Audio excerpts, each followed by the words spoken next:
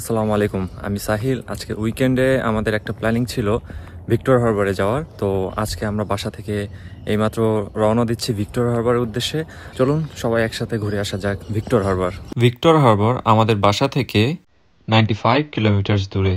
Driving distance 1 ঘন্টা 20 minute.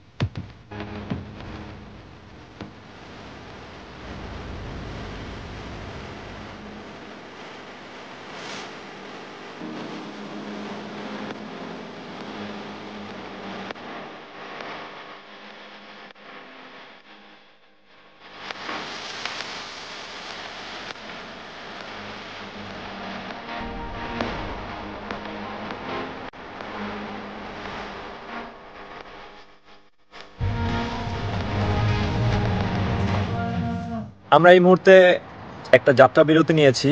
এই জায়গাটার নাম মাউন্ট কম্পাস।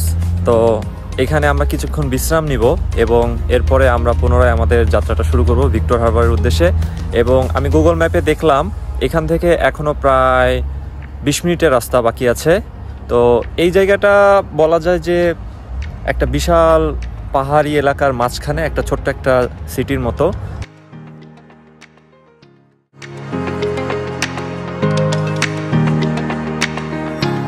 তো ফাইনালি আমরা ভিক্টোর হারবারে পৌঁছে গিয়েছি। এখন আমরা আশপাশের বিভিন্ন স্পটগুলো ঘুরে দেখাবো। ট্রেল দিয়ে হেঁটে হেঁটে আমরা এই আইল্যান্ডের দিকে যাচ্ছি। এটা গ্রানাইট আইল্যান্ড। এই আইল্যান্ডটা হেঁটেই এক্সপ্লোর করতে হয়। এখানে যে রাস্তাটা দেখাচ্ছি, এই রাস্তাটা মূলত একটি ঘোড়ার গাড়ির। এই যে দেখা যাচ্ছে।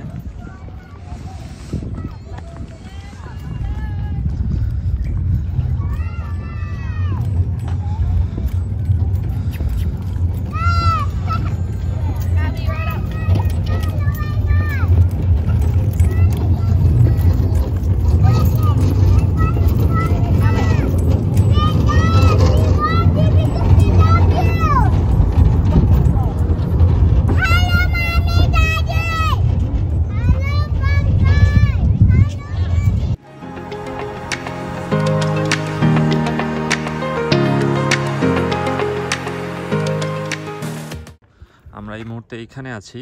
এখান থেকে আমরা এই ডান দিক থেকে পুরাটা ঘুরে তারপরে আসব এই পয়েন্টে আবার। তো চলুন যাওয়া যাক।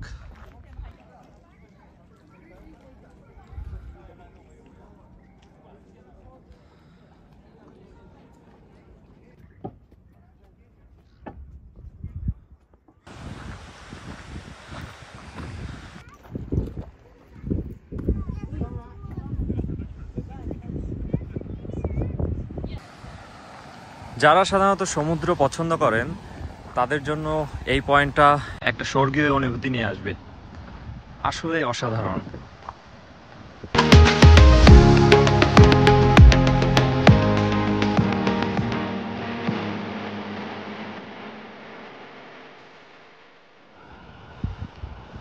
এখান থেকে দেখলে বোঝাই যায় সমুদ্রটা মনে হচ্ছে যেন ওইখান থেকে কার্ভ হয়ে নিচের দিকে নেমে গেছে। এখানের পাথরগুলা কত বড় মাশাআল্লাহ। এবং এই জায়গাটাতে আমি যতদূর দেখতে পাচ্ছি ঢেউটা অনেক বেশি, অনেক। মাশাআল্লাহ কত সুন্দর।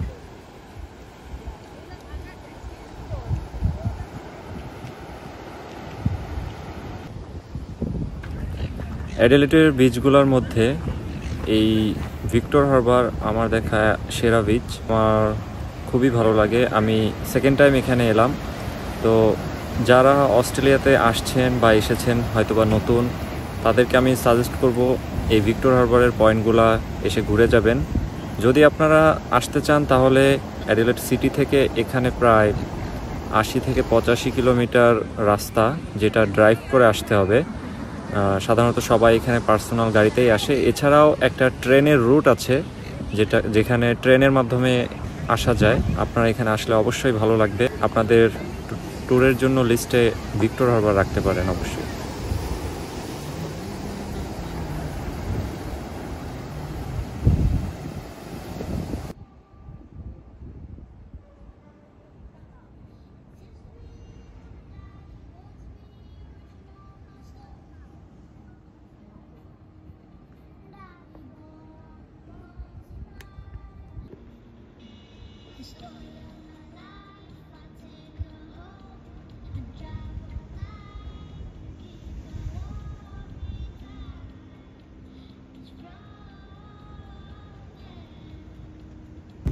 এখানে একটা রাস্তা দেখা যাচ্ছে, এটাকে বলা হয় ব্রেক ওয়াটার। এখানে আমরা কিছু ইনফরমেশন দেখতে পাচ্ছি। এই রাস্তাটা 1882 সালে প্রায় 2 লক্ষ টন গ্রানাইট দিয়ে তৈরি করা হচ্ছে এবং এগুলো তৈরিতে একমাত্র human muscles, horse power, total 1000 feet লম্বা এবং এই সাইডের দিকে 20 ফিট, শেষ প্রান্তটা সি বেডটা 200 ফিট চওড়া এবং এখানের এক একটা পাথর কোনোটাই 20 টনের চেয়ে কম নয়।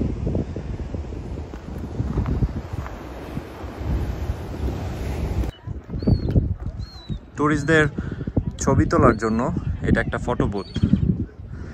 এই ভিক্টর হারবারে আপনারা ক্যামেল রাইড নিতে পারেন।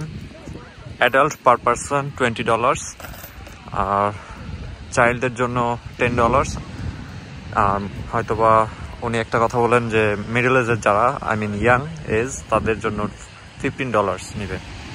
এটা বেশিক্ষণ না, একটু সামনে গিয়ে ওইখান থেকে আবার ঘুরে আসবে, সর্বোচ্চ 15 মিনিট। হয়তোবা এই অস্ট্রেলিয়াতে বসেই দুবাইয়ের একটা ফিল পেতে পারেন। তো আমরা এইমাত্র গ্রানাইট আইল্যান্ডটা ঘুরে শেষ করলাম। এখানে অনেকগুলো স্পট আছে কিন্তু আজ আর সময় নাই। এই মুহূর্তে বিকাল 4টা বেজে গেছে আর আমরা অনেক ক্ষুধার্ত। তো আমরা এখন খাওয়া দাওয়া করবো এবং বাসার দিকে রওনা দিব। এখান থেকে আমাদের সিটিতে যেতে সময় লাগবে প্রায় 1.5 ঘন্টার মতো। তো আপনারা যদি এখানে এসে থাকেন অ্যাডিলেটে, তাহলে অবশ্যই ভিক্টর হারবার ঘুরতে আসবেন। জায়গাটা অত্যন্ত সুন্দর এবং ট্রাই করবেন একটু সকাল সকাল আসার, তাহলে সবগুলো স্পট না হলেও মেজর স্পটগুলো ঘুরতে পারবেন। আর অবশ্যই গ্রানাইট আইল্যান্ডটা ঘুরে যাবেন। ওকে, আজকের মতো এই পর্যন্তই। সবাই ভালো থাকবেন।